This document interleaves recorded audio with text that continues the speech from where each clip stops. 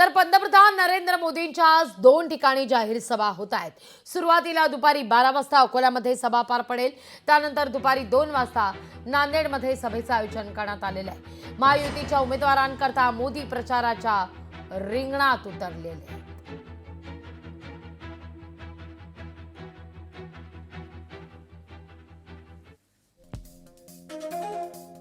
लोहामध्ये प्रताप पाटील चिखलीकर, देगलूरमध्ये जितेश अंतापूरकर, भोकरमध्ये श्रीजया चव्हाण, अशोक चव्हाण यांची कन्या, किनवटमध्ये भीमराव केराम यांच्या प्रचाराकरता मोदींच्या सभा होत आहेत।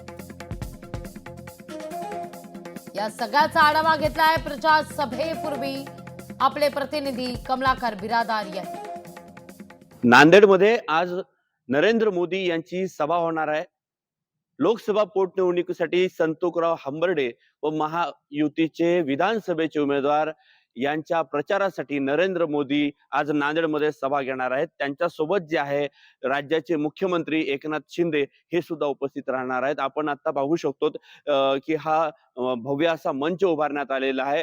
महायुतीचा विजय निर्धार सभा असे या सभेला नाव सुद्धा या ठिकाणी देण्यात आलेलं आहे। सर्व नागरिकांसाठी जे आहे ते बसण्याची चोख अशी आसन व्यवस्था सुद्धा करण्यात आलेली आहे।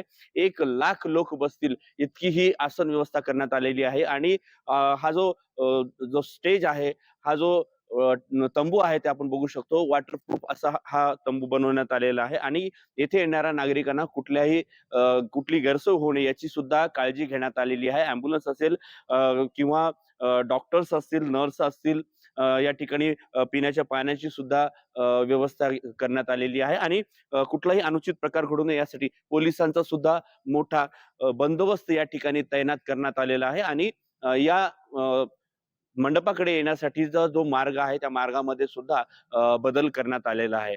आज या मंचावरून सर्व भाजपचे नेते मंडळी आणि नरेंद्र मोदी काय संबोधित करतील याकडे सर्वांचं लक्ष लागलेलं आहे।